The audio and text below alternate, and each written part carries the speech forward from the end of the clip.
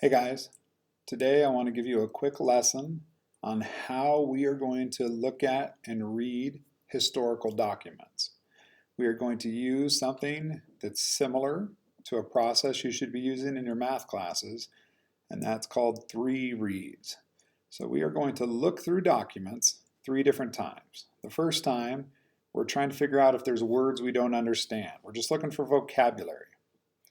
The second time, we're going to read it to see what it actually means. What's the context? What is being said? And the third read is all about who wrote it, why was it written, where and when, just those things beyond the words that tell us of what value to give it, how believable we think it is, which is something that's really important with all sources. So three reads. Let's go ahead and take a look right off the bat. We've got this word here, proclamation. Now, you might not know what a proclamation is. Obviously, in the classroom, you could look that up in a dictionary. You could Google it, and probably one of the easiest thing to do is ask around the other people at your table. Maybe somebody knows. I could look these up, but I'm just going to kind of quickly define them. So a proclamation, that's going to be like an official statement. So some person or some body of people that is making an official statement of some kind would be a proclamation. And I'm just not even reading what this says. I'm just looking for any words that I might not understand. And as I whip through here, well, I've got emphatically down here at the bottom. And you guys can probably get a guess as to what emphatically means by the fact that it's in all caps.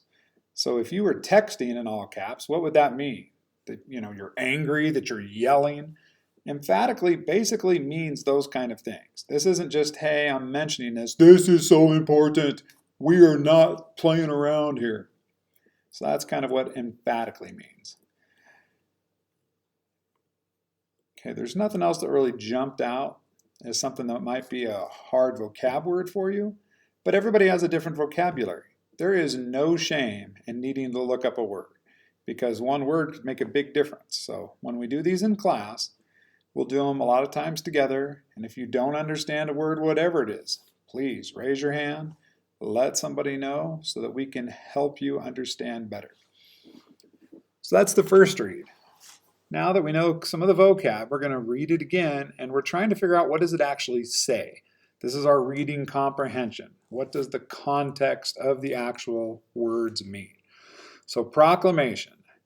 In pursuance of instructions from the governor of Virginia, notice is hereby given to all whom it may concern, that as heretofore, particularly from now until after Friday the next, the 2nd of December, strangers found within the county of Jefferson and counties adjacent, having no known and proper business here, and who cannot give a satisfactory account of themselves, will be at once arrested. So let's just take that little part, okay? This is coming from the governor, and it says if you come to this county, Jefferson, or the counties next to it, around the 2nd of December, and you can't give a good reason why you're there, you will be arrested at once. Maybe this next paragraph will tell us why. That on and for a proper period before that day, strangers and especially parties approaching under the pretext of being present at the execution of John Brown, whether by railroad or otherwise, will be met by the military and turned back or arrested without regard to the amount of force that may be required to effect this. And during the said period, and especially on the 2nd of December, the citizens of Jefferson and the surrounding country are emphatically warned to remain at their homes and guard their own property. Information received from reliable sources clearly indicates that by doing so, they will best consult their own interests. No women or children will be allowed to come near the place of execution. And it's signed by a general in command of the troops, a military secretary, the mayor, an assistant attorney, and the sheriff. So all of kind of the key political figures in this town. So what all of that says is that if you show up with your friends to watch John Brown get executed, the military will arrest you, and they do not care how forcefully they have to. That should cause you a why question right there. What is it that worries the state of Virginia so much about people coming to see the execution of John Brown? I'll give you a second to think about that. It's a good one to talk about in class, so I'll just save that. Okay, we've read the context. It says, don't come here if you don't belong. If you do come here, then you're going to get arrested, probably dealt with harshly. And if you live in the county, stay home and guard your stuff. So there's the context of what this says. And now we want to figure out who and why and maybe when. So we have a date here, November 28th, 1859. We only know it's 18 because I happen to know when John Brown was killed, and it was not in 1959. Okay, so there's our time frame. To give you some context, that's a few years before the Civil War. But we're getting closer. So there's a lot of animosity between the North and South already. Looking at the website, it's from WV Culture, WestVirginiaCulture.org, History, Proclamation. Okay, so it's .orgs are usually a better indicator of truth because they're not at it to make any money like a .com or a .net might be. That's a good sign. Here stamped on this is property of West Virginia State Archives. So that's good news too. The state wouldn't archive something probably that was false or wrong or just garbage.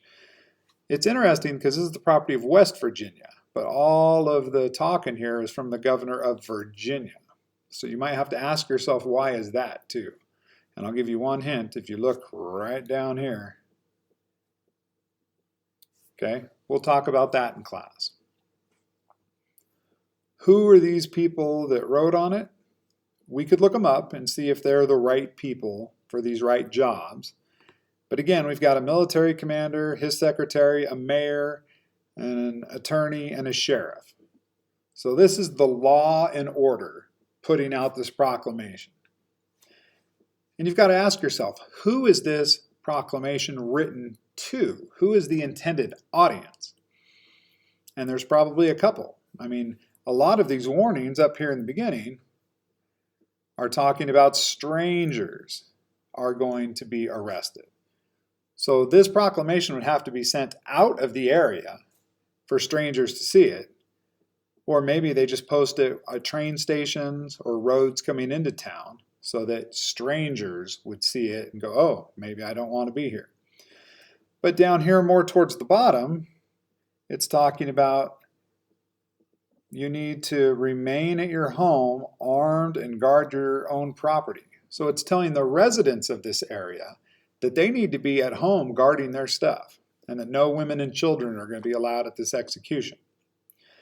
So it looks like the intended audience is multiple here. We're looking for people away, the strangers, but it's also giving some direction to the people there locally. So to answer the big question from the third read, do we think this is a reliable source? The website, that it's property of West Virginia, that we have all these officials signing it, it sounds reliable. But with every story, there's always two sides. So here we have the state of Virginia's side of preparing for John Brown's execution. And it would be very interesting to see what other people had to say from other parts of the country, or maybe what John Brown had to say before he was executed too. And that would give us a better picture of what's going on both sides of this equation. So to review, this is a 3-reads strategy. That first read, we are going through and we are looking for vocabulary, words we might not understand. Once we get that vocabulary read out of the way, We're going to go through it paragraph by paragraph, sometimes sentence by sentence, and read what it actually says and what does that mean. What is the paper or the cartoon telling you? And then finally, that third read is looking for all the clues about who wrote it, when was it written, why was it written, who's the intended audience of this, so that we can decide how reliable it is as an artifact and as a piece of historical information. So that's the 3-read strategy for dealing with historical documents. If you haven't seen it already, please look at the video for dealing with historical art and historical pictures, because we'll be doing a lot of that too. Thank you, and we'll talk more next time.